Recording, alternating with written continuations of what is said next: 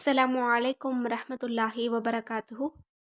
யாருடைய உள்ளத்திலாவது நம்மீது அன்பை ஏற்படுத்த விரும்பினால் ஓதக்கூடிய ஒரு வஜீஃபாவை தான் நம்ம இன்னைக்கு பார்க்க போகிறோம்.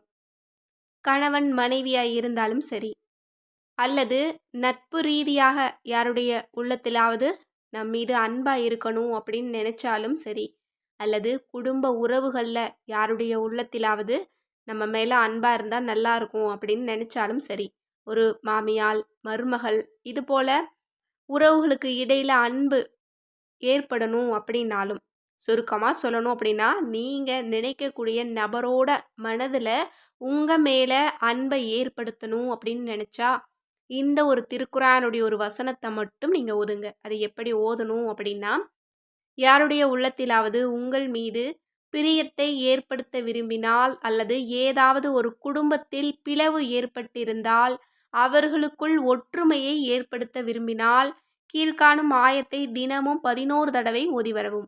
அது என்ன ஆயத் அப்படின்னா, வ அல்லஃப பைன குலூபிஹிம் லவ் அன் ஃபக்த மா ஃபில் அர்லி ஜமீஅம் மா அல்லஃப்த பைன குலூபிஹிம் வலாக்கின்னல்லாஹ அல்லஃப பைனஹும் இன்னஹு அசீசுன் ஹக்கீம். இதனுடைய பொருள், மேலும் அவர்களுடைய உள்ளங்களுக்கிடையில் அன்பு பிணைப்பை அவன் உண்டாக்கினான். பூமியில் உள்ளவை அனைத்தையும் நீர் செலவு செய்தாலும் அவர்களுடைய உள்ளங்களுக்கு இடையே நீர் அன்பை பிணைப்பை உண்டாக்கிவிட முடியாது. எனினும் அல்லாஹ் அவர்களுக்கு இடையில் அன்பு பிணைப்பை உண்டாக்கினான்.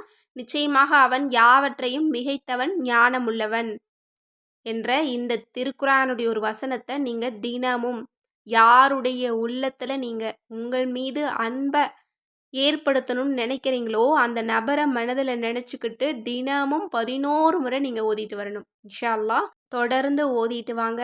நீங்கள் விரும்பக்கூடிய நபர் உங்களை தேடி வருவாங்க.